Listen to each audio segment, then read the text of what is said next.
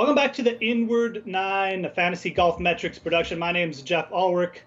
We're talking the Quicken Loans National this week. We're also going to be doing a big recap of the Travelers Championships. Maybe look ahead a little bit to the French Open that's going on over in Europe. Talk a little bit about the Open Championship coming up, or the British Open, whatever you want to call it.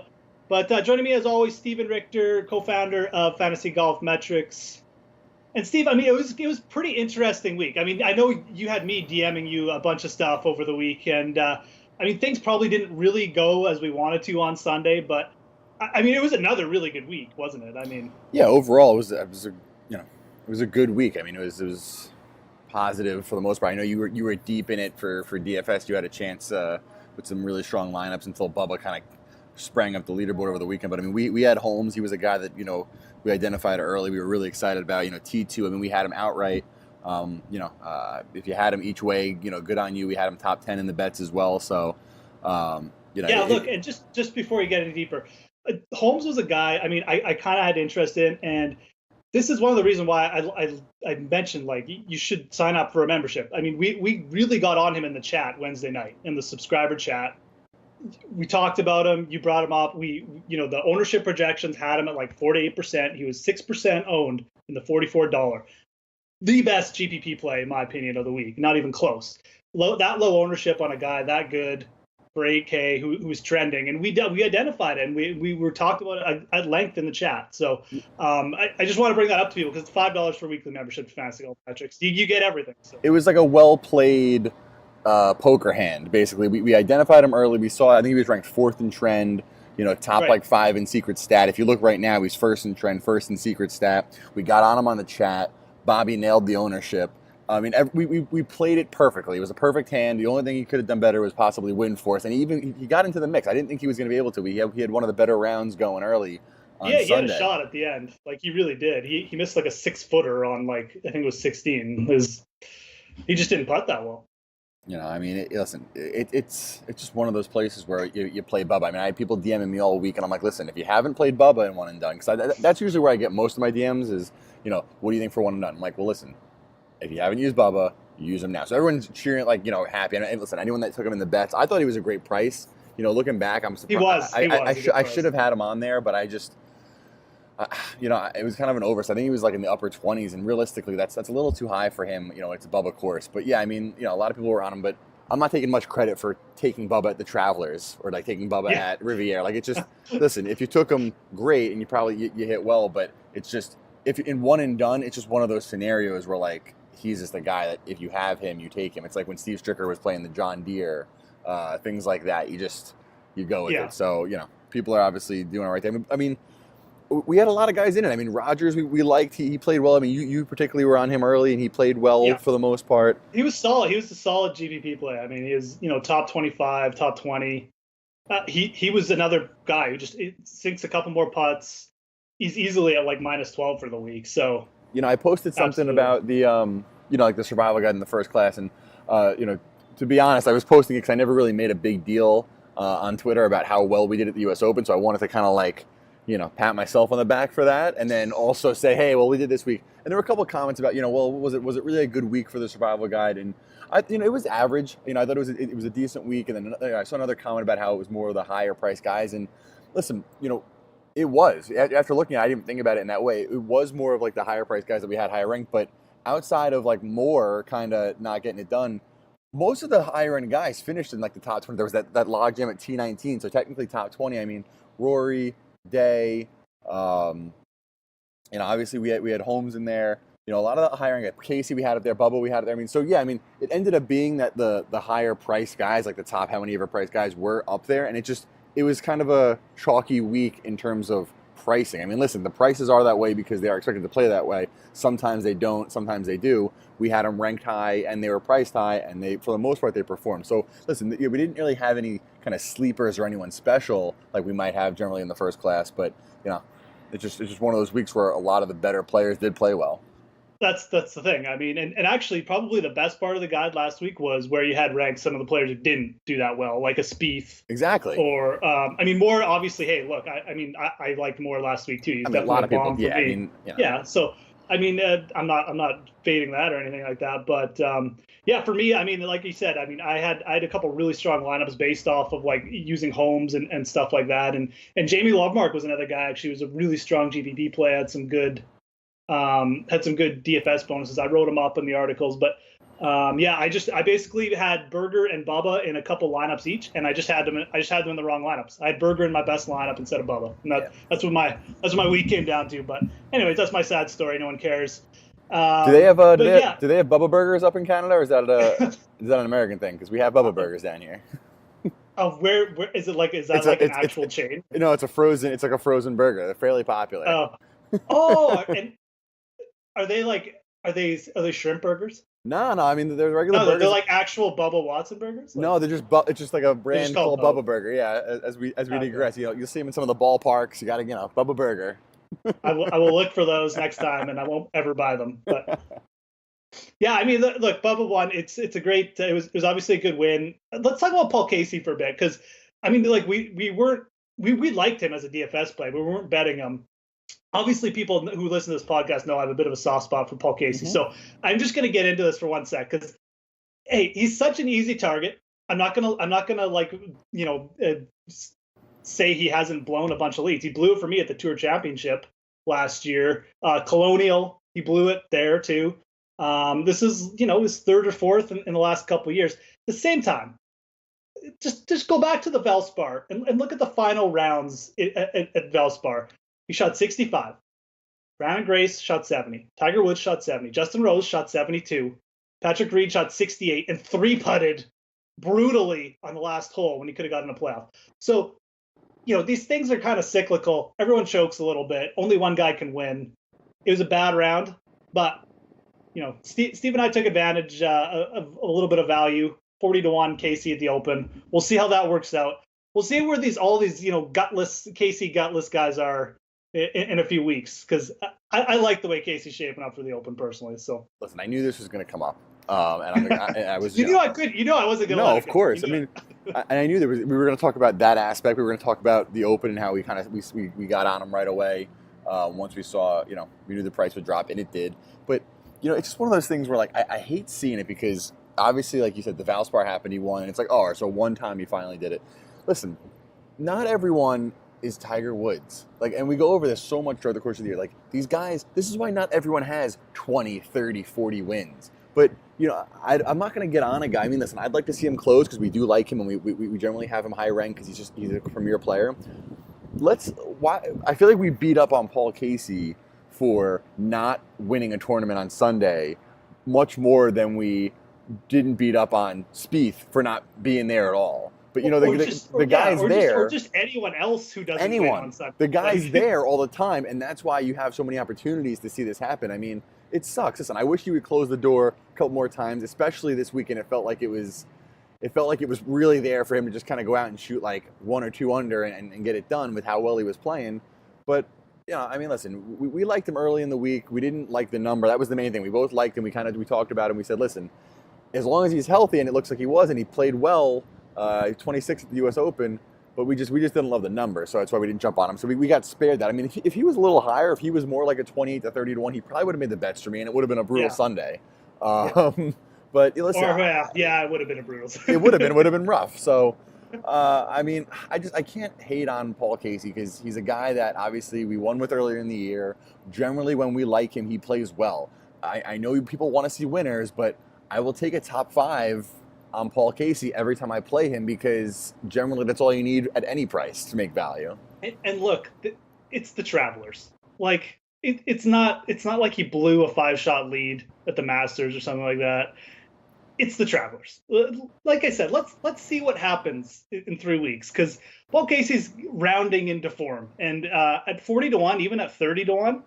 I'll take him over some of those guys at 20-1 right now. So we'll see what happens in the Open. If he sucks there, I'll come back in a minute. But just put off on Paul Casey for a bit. I just wanted to throw that in. And that's the thing. If he's still available, I mean, Jeff and I were talking late in the weekend. I was like, listen, Jeff, what's he still at? Because I figured it was the same scenario as Koepka. Like Koepka, we hit him when he shot that 7 under on Friday a couple weeks before. That's right. Yeah. And I was like, listen, we got to do this now. And we had the same conversation this week, so 40-1. And then what you said, the same book that we ended up going through was 20-1 all of a sudden, even with the loss. They cut him. You know, the book I got him at, they cut him like within like 12 hours to 20-1. So again, the 40-1 Paul Casey, if he's going to go off at like 28, 25, 20-1 week of, at least we got good value, right? So that's what it's about. We'll see what happens. Anyways, that's the Travelers. Let's go move on to the Quicken Loans Nationals. We got 3 tournaments left before the Open. Quicken Loans this week, Greenbrier, John Deere Classic. I mean, this is an interesting event from the perspective of it's Tiger's event, and the new course actually it's a really good course. Like TPC Potomac. I didn't call it Pontiac this time, so that's good. Well, it's Potomac. Potomac. So okay, at least I didn't call it Pontiac. TPC Potomac. I mean, they redid the entire venue like 5 or 6 years ago because it used to host like the Kemper Open or something like way back in 2000. And the players hated it, but it looks really good. Like it's a tough course. The winner was -7 last year. It's hosted a few web.com events. I think the winners have been like -8. David Lingworth like owns this course apparently, but yeah, it's got a weak field though. I mean there's no two ways around it. It's a crabby field. So it's super weak, man. I mean when I ran the numbers and got that like kind of raw rankings, I saw Ricky up there as number 1, and then there was a giant gap between everyone. You know, it's just usually you don't see as much of a gap between the top guy and like the next level in terms of like the FG metric score. But yeah, definitely a weak field, and it's a weak field with a shortened field, so that's kind of interesting to me. But back to the course, I mean, there's another one of those courses that I love. It's like a U.S. Open style track, like you said, 7 under 1, 4 over was the cut last year. Driving accuracy is big, and we have it up there. We had it up there last year, not knowing as much, but just kind of going off what made sense. And after I ran the numbers just on last year when we did the key stats, and it came out the same. I mean, you know, if you look at the driving accuracy last year, 58% compared to the tour average of 64, so pretty significant.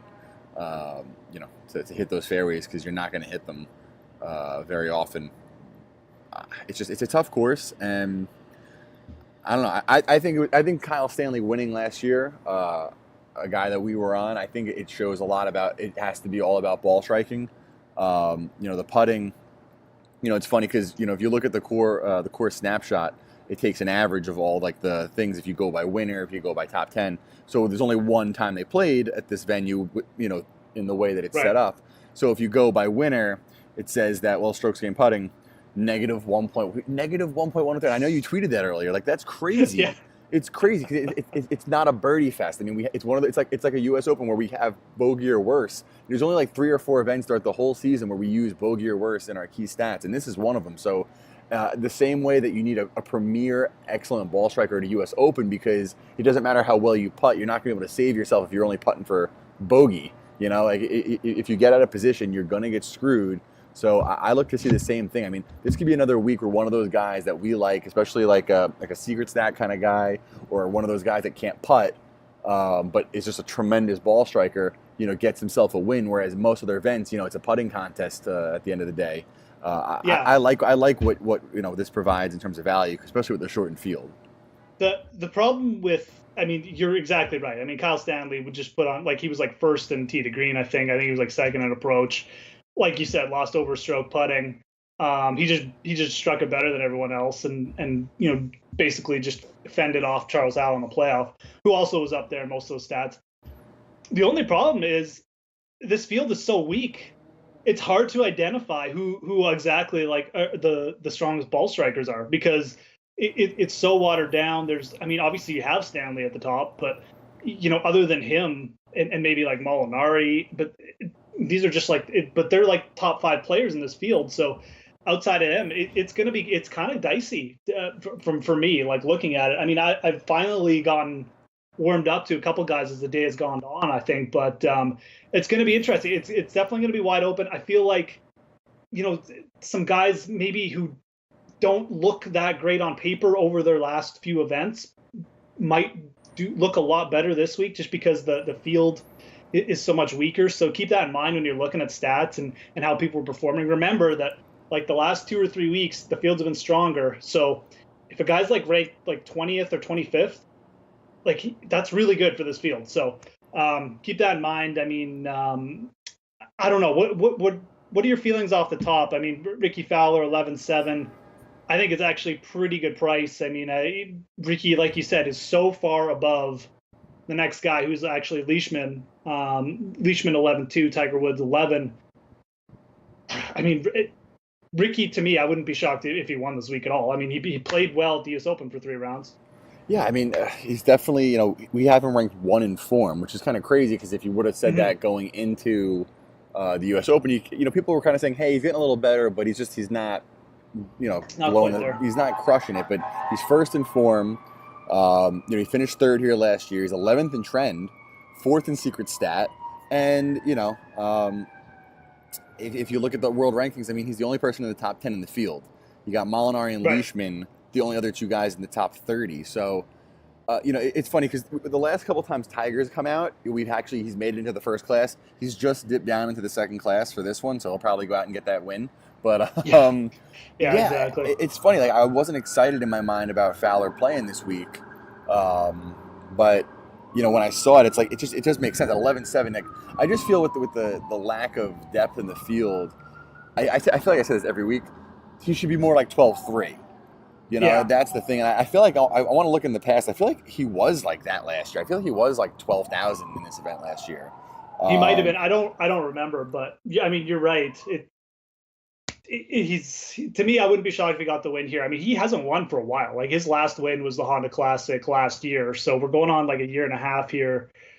He kind of needs a win, in my opinion. He needs to get his season going, and he can still get it going. I mean, we've got the PGA coming up after the Open too, but this would be an interesting spot for him. And after it's just funny because with DK this week, after Fowler, I mean, Leishman, Woods. I'm not sure how many people are paying up for Mark Leishman this week. Even Tiger at 11. I mean, outside of the Tiger factor, like you said, he's dipping down a bit in form after the U.S. Open. So how much do people factor that in? I just don't know how popular these other players are going to be, like above 10K. So I could see Ricky being pretty popular this week, don't you think? We'll see what Bobby puts out there. Bobby, he's generally a little more conservative on the higher end. He doesn't generally go out there on a limb. In terms of saying someone's going to be 40% owned, but like, why wouldn't Ricky be in the 30 to 40% range this week at this price? It makes too much sense. I mean, he played well here last year, and everything else is just better than everyone else's in the field. It's not even close. Yeah. I just look at all these names like JB Holmes 10K, Kyle Stanley 10-2, Molinari 10-6. Nobody wants to pay those prices for those players. So they'll get ownership because they're in good form, and Kyle Stanley's a defending champ. But none of those 3 guys that I mentioned, anyways, are going to be super popular. Leishman coming in very spotty form. So I don't know, man. It's going to be an interesting week. I mean, you're either going to eat the Ricky chalk or you're not, I guess. But right now, I would lean towards eating it because I mean I know it's a tough course and you could see some ejections, but Ricky's gotta get himself together here for a big week soon. So, and like you said, I mean, he ranks out well for us. There's really nothing on the stats that put us off him right now. So, yeah, interesting. What do you got below 10K, or is there anyone above 10K that you want to talk about specifically, or is it just you kind of in agreement with what I said? Yeah, I mean, Stanley at 10-2. I mean, listen, we've bet him the last couple of weeks. We bet him at the U.S. Open. We bet him last week. He has played well. He missed the cut at the U.S. Open, but I wasn't too concerned. He bounced back. He played, decent last week. Obviously, he won here last year. I don't see any reason not to get involved with him. I think, because he won last year, he's gonna be popular. But I mean, I don't know if people are gonna be paying 10-2 for Kyle Stanley. So he's the only other person above that I do have some interest in. I mean, Tiger at 11. Listen, I'm always rooting for Tiger, but it's 11. It's a lot. Yeah. Holmes. You need Tiger to be like old Tiger almost. Yeah. Right? At that price. So Holmes. Listen, I bought in on Holmes last week. We have him ranked high. First in secret stat, first in trend. Like I said, he made the cut, but kind of like crapped out last year here. So. listen, he's playing well. I just don't know. Again, 10 for him, 10-2 for Stanley. I feel like there's some guys you can probably do better with in this field, especially if you're going to go with Ricky. Yeah, exactly, and that's kind of what's going to come down to. I mean, you can maybe fit in Stanley and Holmes, but then you're not getting Ricky. So yeah. I don't know. I'm on board with that too. I might get some. I could see Stanley. I don't think I'm going Holmes at this course. You mentioned a little bit of driving accuracy off the start. It's going to play quite a bit different to Travelers. Not that JB Holmes is playing poorly or that he can't get it done at this course. I just feel like you bought low on JB Holmes last week. I don't want to buy him at 10, and maybe that'll come back to burn me, but I just don't really have that much interest. I think I'd probably rather go Stanley if I'm going to pay up. A little bit more complete game, in my opinion. Plus, JB Holmes, like, I don't know if you heard about this, but he was playing so slow on Sunday that he was like causing Henley and Paul Casey to, like, wait all the time. So he got like half the blame for the Casey bad round, but also screwed up. Oh, we should have mentioned Henley off the top. T6 last week. Oh, let's just talk about that for a sec, because he hit the most greens out of anyone last week. He was first in scrambling last week. And he lost by 4. How does that work? I don't even know how that works, but he played great. Had that putt on 18 to give him a chance. Oh my God. Top 5. Anyways, keep an eye on him, because Greenbrier, I could see him going nuts. He's in form right now. But anyways, like I said, Holmes, not for me. So Jimmy Walker, though, what are your thoughts on him? I mean, missed the cut here last year, but he's kind of dealing with that Lyme disease. Scares me a little bit because he's not super accurate off the tee, but like the rest of his game, like the short game and the putting. Well, listen, I mean, he's second overall in the guide for us right now. He's made 7 straight cuts, average finish of 19th. He's ranked 3rd in the field in strokes gained tee to green, 9th in strokes gained putting, which is like, okay. Yeah, I mean, listen, the only knock is if he's not going to be accurate off the tee. Like you said, he missed the cut here last year. But, if you actually look at, let's see, what he did last year, it wasn't really the tee numbers. I'm trying to see here. It was more, he was definitely accurate. He was 46th in accuracy. So of all the numbers, it was one of the worst numbers for him. I don't really know. He kind of just barely missed it. But yeah, I mean, Walker, listen, he's a guy we've liked for a little bit. We liked him at the Open. He's playing well. He's trending in the right direction. He's playing well. As long as he gets off the tee, I imagine he's going to factor.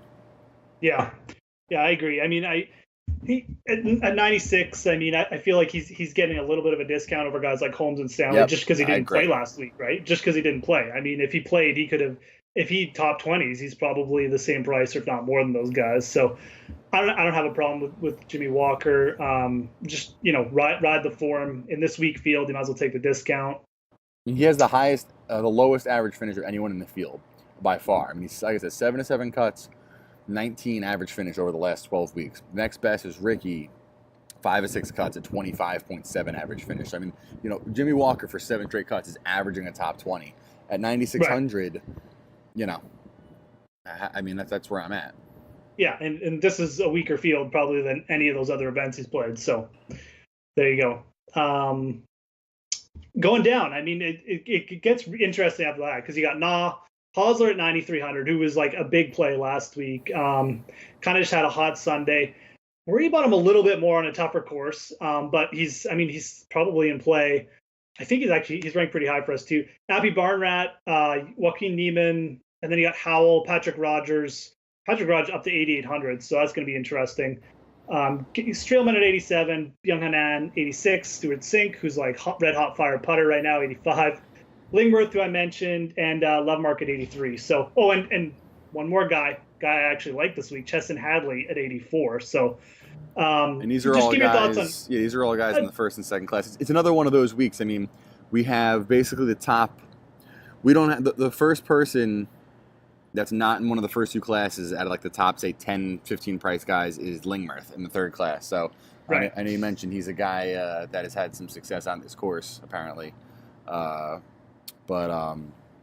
Yeah, I mean, listen, it's this week. It's really hard because the field is so crappy that guys that are up there in price, even if they're in the, like you said, Patrick Rogers at 8,800. At 8,800. I mean, that's outrageous. Yeah. Like any other week, that's ridiculous. But he's a first class guy for us this week because of the field. So He's 40-1 odds. If anyone noticed, we did add an odds column this week. It's something I've been meaning to do for a while. So we have the DraftKings price, fantasy draft price, FanDuel price, odds column also listed on there. Probably should have been there a long time ago. But yeah, I mean, he's at 40-1. What was he last week? You have him bet at like 150, something like that, 125. Yeah, I can't even remember what it was now.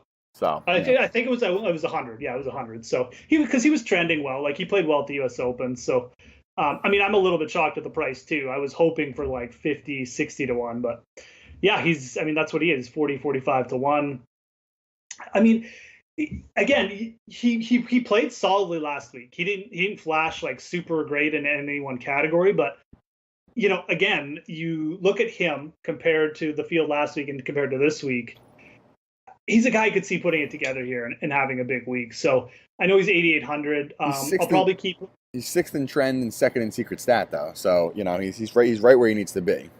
He really does seem like there's no part of his game that's really weak right now, is I guess what I'd say. He's way better putter than people realize right now. His short game is actually just fine. He does struggle off the tee a little bit off the tee last week. That worries me, but he has had big weeks off the tee too.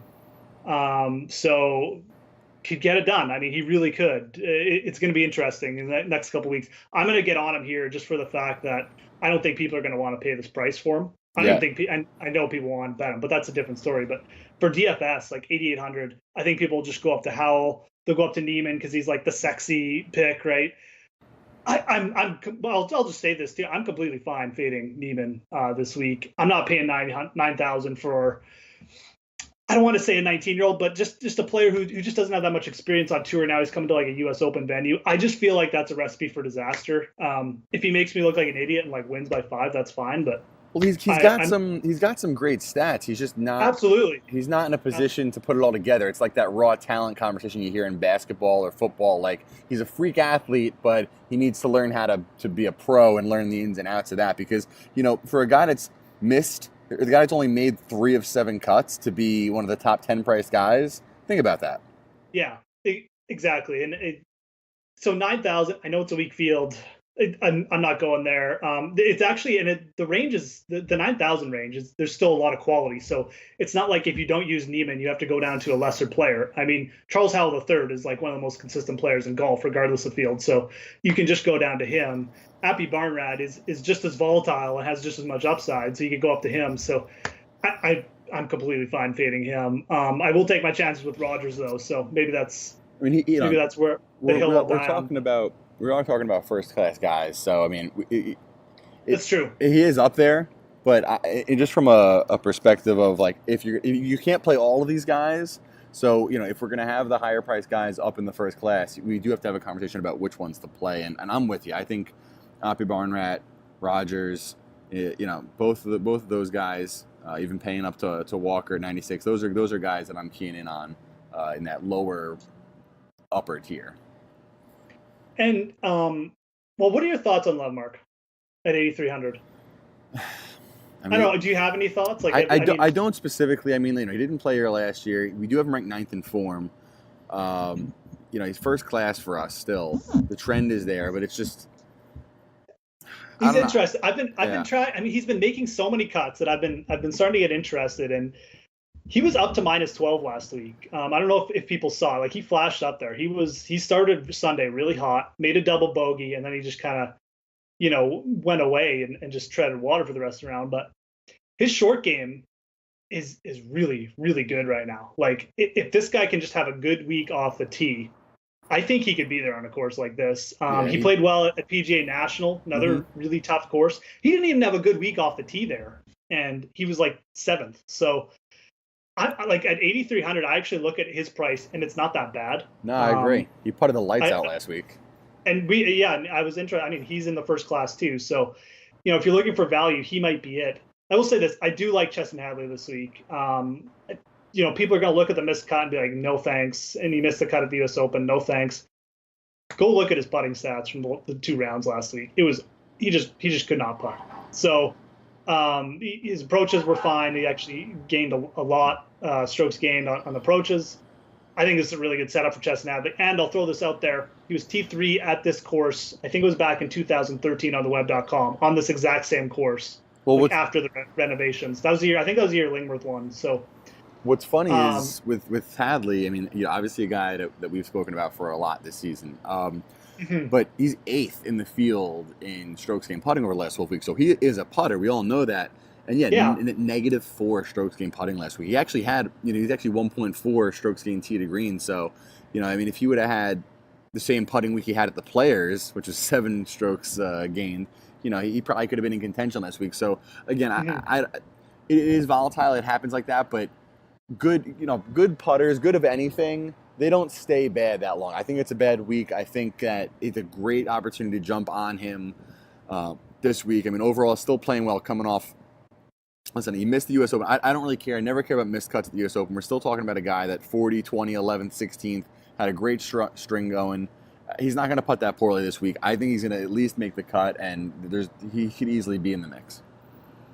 I like him this week. I think it's actually, I like the DFS price, but the betting price, like he's 55 to 1. You got guys like Rogers going off at like 45 to 1. You got, there's Neiman's like 40 to 1. Like, Chesson Hadley's had like 5 top 5s this year, man. Like he's all over leaderboards. I love that price. Anyways, that's my favorite bet right now. I'm not going like huge this week. I'll probably throw a little on Rogers and Love Mark just because I hit him last week and FOMO, whatever you want to call it. But Chesson Hadley, like I think that's a really good price for this field. So I'm in on that. Like I said, I wouldn't get scared off by the missed cuts. So, I mean, anyone else from this range that you particularly want to talk about? I mean, Woodland's playing okay. I mean, definitely kind of interesting. Nothing, not really. I mean, it's just not. It's not a spot. I mean, you look at a guy like Bill Haas. Right. He's one of those guys I always identify as playing well in difficult events.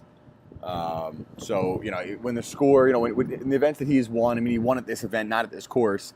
But like 8 under, 9 under, because he's the guy that scrambles. He gets around the golf course, never really like overpowers a place, but he's in the mix. So when we look at those kind of analysis on who plays well based on the outcome of the event, he's always done well. So we don't have him ranked as high here because the form hasn't been that great.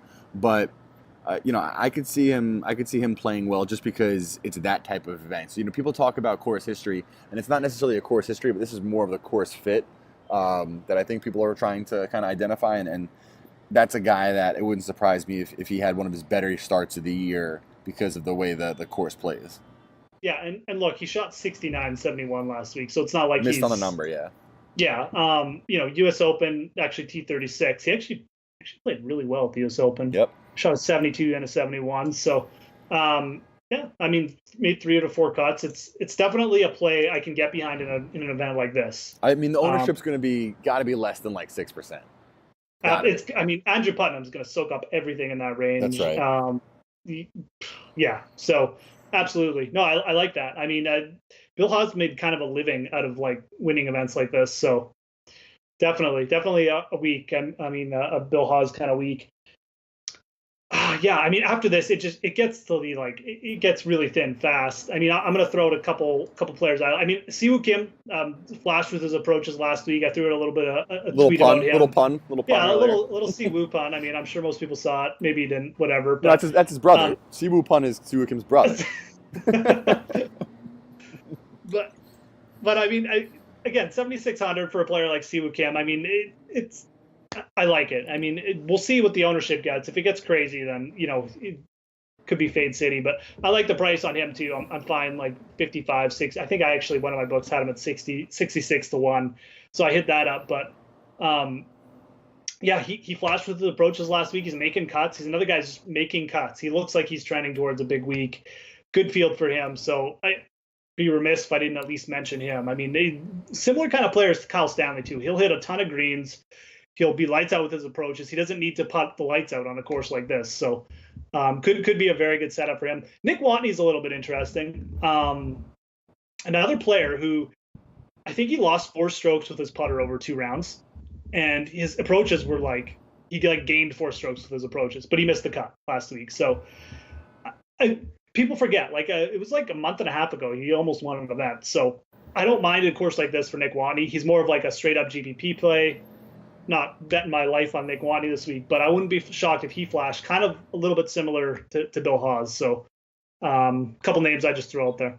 I got another guy down in that range that I mean, to call him chalky is, I think, is a little weird, but based on what I'm seeing just in the betting price, and then also looking at what the recent form is, Brian Gay at 7,400, right. He made our first class. He's 66-1, which is the lowest odds of anyone in that price range by far. Siwoo Kim is next at 55, but we have him ranked 14th in form. He did make the cut here last year, 10th in trends, 7th in secret stat. Obviously a handful of really strong finishes. 20th at the U.S. Open, 12th at the FedEx, 44th at the Memorial, 12th at the Byron Nelson. So he's putting together a nice couple-month run. I mean, I don't know. I mean, do you have any thoughts on it? Did he pop for you? I mean, obviously, if you look at the survival guide, you saw he's in the first class. But, I mean, the numbers look good. I wasn't expecting – I didn't know he was playing that well until I saw it. It's kind of funny. Like, at the FedEx St. Jude, I think it's like the first time I ever played Brian Gay in a lineup. And it was mainly just because of the survival guide. I'm like, man, if Steve, keeps ranking this high, I guess I just got to play him. Because, and I mean, he did well. Like, I can't even remember what he did. But, I mean, he came through for me there. So – it's probably going to be the same story this week. He's not a guy. He was 12th at the Nelson. Yeah, he was, or at the St. Jude. Oh, you said 12th to both of them, actually. Yeah, okay. I mean, there you go. But he's not a guy I rarely look up. He's not a guy I, cheer for. I know he's a good putter. That's about it. But look, he's playing well. Like, he's producing. It's another weak field. I know it's a longer course, but guys like Ben Martin played really well here last year. I'm on it, man. I like it. 7,400. Just keep riding with guys like this, especially when they're underpriced. Just keep riding the wave. Like, if DraftKings is going to keep putting Brian Gay too cheap in a field like this, just keep using him until the wheels fell off, because he's going to save you so much. All he needs to do is make the cut basically here. So until he's 8,800 like Patrick Rogers, exactly, that's the thing. Then get off, unless you're an idiot like me, who'll just ride Patrick Rogers at 8,800. But no, Brian Gay, I like it. I saw him there, and I'm like, man, okay.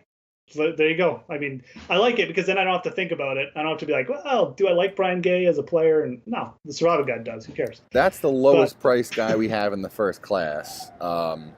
After that, we do have a handful of guys that made the second class that are down there. Malnati, even Zach Blair, Johnson Wagner. I mean, the fact that we're saying these guys are all second class guys, I mean, it says a lot about the field. CT Pam, we're still there with. Dahmen, obviously, still lingering from how well he's played overall. Denny McCarthy, these are all guys that are second-class guys in the low sevens. That, yeah, I mean, it's hard to. It kind of goes back to that at this price point. I mean, how much should you be going more for the ownership play? Yeah. Because they're not cash guys. Any of these guys, and even though the record is pretty good, it's kind of like the whole debate. Back to the thing we did with Dom a couple of weeks ago. It's like they might be chalky in terms of. At this price, they're playing probably better than most players at this price, but they're just the quality of player we're talking about is not there. So it's kind of like it's hard. It's hard to be excited about any of these guys, even though some of them are actually ranking a little higher than you might even expect. So there's two guys at 7,200 I don't mind. Werenski played well last week. He was 6 tee to green. Yep. I don't mind that. I actually think I like James Hahn better. At this venue, he played really well. He played pretty well here last year. I can't remember exactly what he did, but he finished 46. But I think he was in it, and I think he kind of fell off. Yeah, I think he had one really good round or something, which is sometimes a really good sign. And I kind of like this course for James Hahn. I mean, think about where he's won. Riviera, I think he won -7. Wells Fargo, the year he won there, I think he was at -8. So a tougher course. He can make birdies on tougher holes. That's kind of what he does. Good off the tee. I like it. He's made a couple cuts in a row now. He went through one of his patented missed 8 cuts in a row streaks. He got through. I was just going to bring that up because it shows 2 of 7. So I was like, man, that's tough to get behind. But is it back to back too? That's the thing. He missed 5 You're cuts in a row, and this is what he does. He misses. He always does this every year. He misses 5 to 8 cuts in a row, and then he gets a little bit back together, and then he usually posts some good results or something.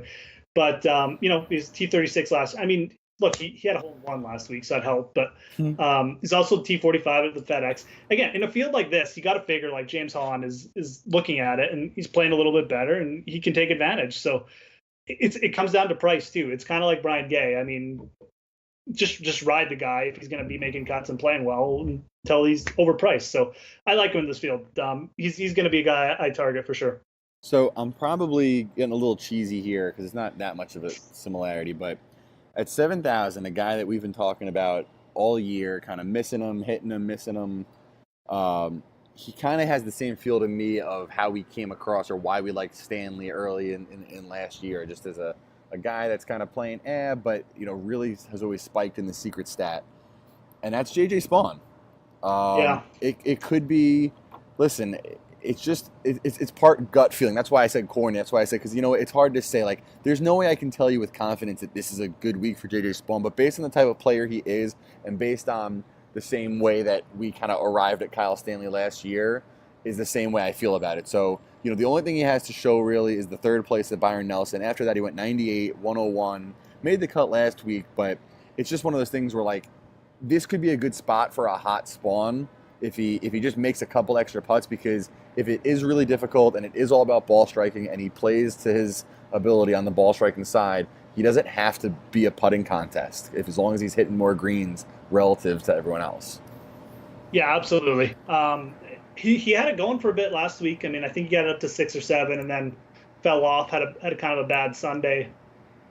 I like it. I mean, again, these are the type of players you're gonna have to hit. You're gonna have to hit like a James Hahn hot week or like a JJ Spawn hot week or something like that. And the thing is, it sounds like, oh well, you're just guessing. Well, we're not guessing because the field is so much weaker. These are the spots where these guys will pop because they are better comparative to where their price this week. So I like it. I mean, I definitely, JJ Spawn actually, if you used him last week, he actually wasn't that bad. If he plays the same this week, he's going to be better, and if he plays a little bit better, he'll be near the top. So definitely like it. I don't think he played here last year, did he? Spawn. I don't think so, but where was he? Oh, he did. He missed the cut. He missed the cut last year. But I don't. Again, I mean, take it with a grain of salt. I don't know what kind of form he was in. No, I don't like. He's not a guy. He's This is his first year in my mind. Yeah, like that's how I kind of. He's on. He'll miss like 4 cuts in a row, and it's so take it with a grain of salt, like I said. But I mean, after that, like I said, I mentioned Malnati just because he's his second class. Oh yeah, Malnati, yeah. The only other guys down below that, I mean, Seamus Power. Malnati's made like 6 cuts in a row. That's actually, I like that. Malnati's he's 6 of 7, and if he's 6 in a row, like he finished 38th last year. We got him 29th in trend, 21st in history because of the one start, 30th in form, 43rd in secret stats. So I mean, a lot of things there for a guy that most weeks is probably 250 to 1 to win. This week he's 140 to 1. But yeah, I mean, other than that, guys that are ranked anywhere near him. I mean, Seamus Power is the only other guy in the second class that's down there. Nothing really down there that's about as far as I can go. I mean, if you rank by price on the survival guide and then you look at the FGM score, that's one of the nice things about how we have it, just colored in like a rainbow type thing, is that right. I can easily identify when I sort it by price, then I go down, that green pops, and everything around Seamus Power is like orangey and yellow, and he's got a little bit of green in his score. Malnati also the same scenario. Spawn and Potter kind of like yellow, but after that, I mean, there's nothing. I mean, Tyler Duncan actually is the only other guy. I should have mentioned him. He was a guy that I liked. Was it the U.S. Open or the week before? Played well. I think it was the week before, yeah. Yeah, I don't think he was in the Open. He's making cuts too. I liked him a lot. I should have backed him again last week, but I didn't jump on it because I kind of felt so silly, and I was like, you know what, one right week with Tyler Duncan's enough. But he's the only other guy actually. He's ranked basically around the same as Seamus Power, but at 6,700, 7 of 8 cuts made. Again, he's just as likely to miss the cut probably at this range, but at 6,700, you get a guy to make the cut. Yeah. That's all you need. Actually, I was looking at him because I was looking at Brandon Harkins, and Brandon Harkins he's been doing it a lot with the putter. So I worry a little bit about him going back on him this week because he can't actually. He was okay last week. I mean, he made the cut, which is really all you need him to do. But I like the Duncan play better too. Just been better tee to green. Again, when a guy comes in making that many cuts in stronger fields, and now he's got a weaker field, I like it. It's his chance to pop, and these guys know that too. It's like horse racing. It's the same exact thing. We talk about it. I talk about it a lot. It's a moving class, whether it's upwards. Generally, if you have a guy that's done well on really crappy tracks and he jumps up, I think you're probably going to overpay for him, and it works the same exact way. A guy that maybe was playing in grade stake races, finishing maybe third, and then he comes down to like an allowance type race, allowance claiming. I don't know if you're, for those that know about horse racing. Sorry if I'm way out of left field on this, Jeff. But they jump down, and then all of a sudden they win by 6 lengths, and it's like, oh well, where did that come from? It's the same concept. Right. I talk about it all the time. Matt Wiley, I know, is a big horse guy. I always kind of like shoot some comments over on him. We'll chat back and forth on that. But it's just they're kind of like robots. You kind of know what they're going to do. You know what their skill sets are. You know if they're going to be closers or they're going to start strong. And when you change the class, if the level just stays where it is, that's where you see the gain. So that's what you're looking for in an event like this. Right. Yeah. No. Absolutely. So.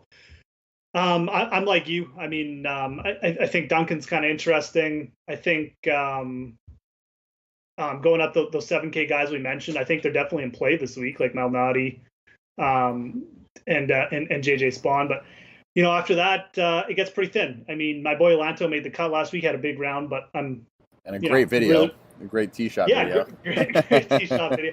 I mean, he'd be the only name at the min price and or below 67 I'd kind of throw, but I don't really have any more love. So I don't know. Anyone else in the field we missed that you want to mention before we move on?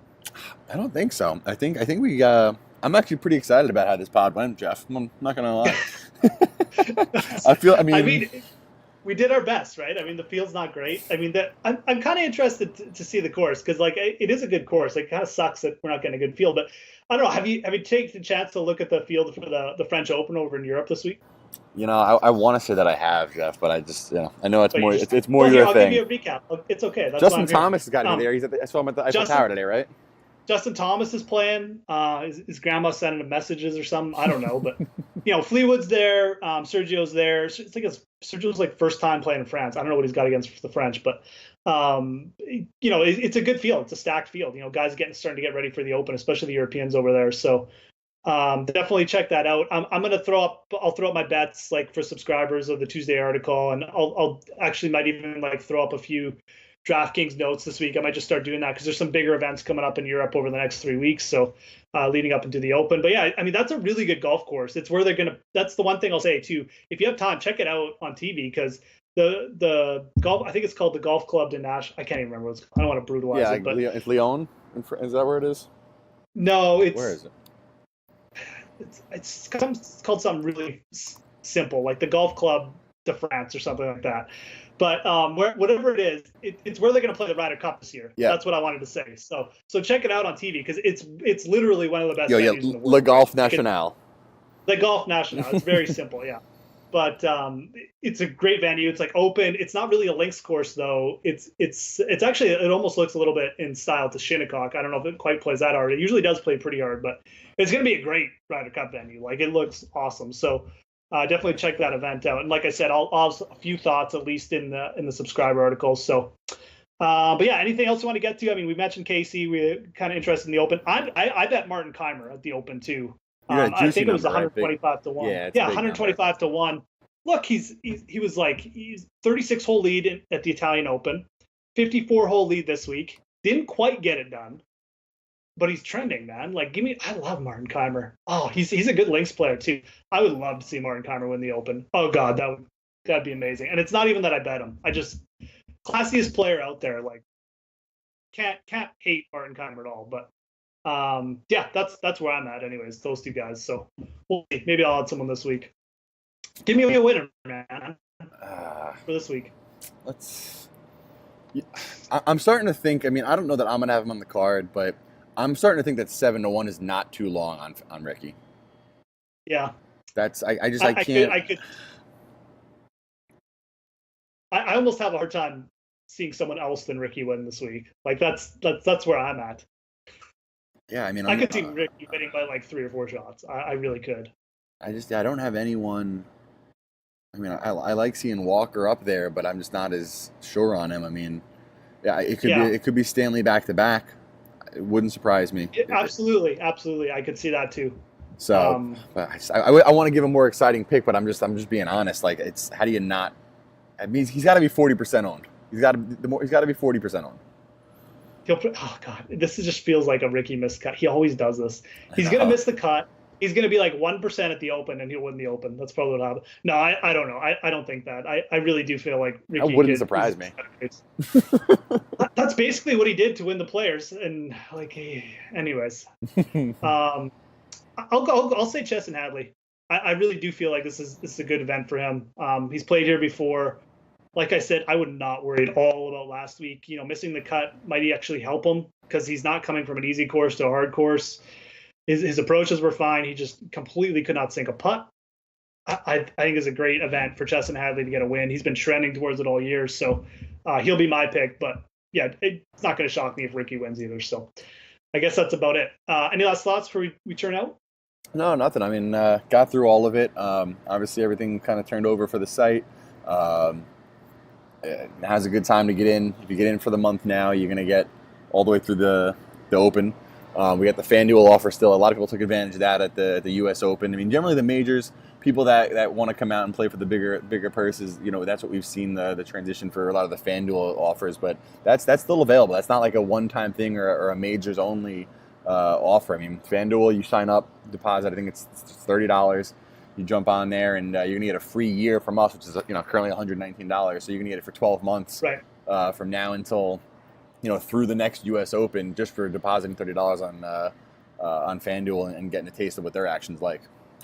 Yeah, absolutely, and that's you can go fanduel.com/FGM. Very easy to find. It's also on the site, easy to find if you go to the subscribers section under Fantasy Golf Metrics. Like Steve said, it's $15 per month. It's going to take you through the Open now, and really, there's not much else DFS to play, especially when All-Star break for MLB comes up. So it's a good time to lock in a subscription if you want to. So definitely check that out. But for me, Jeff at the Fantasy Grind on Twitter, Steve at FG Metrics on Twitter. Have a good Quicken Loans National Week. Check out some of the French Open if you can, and see you guys next week. Take it easy.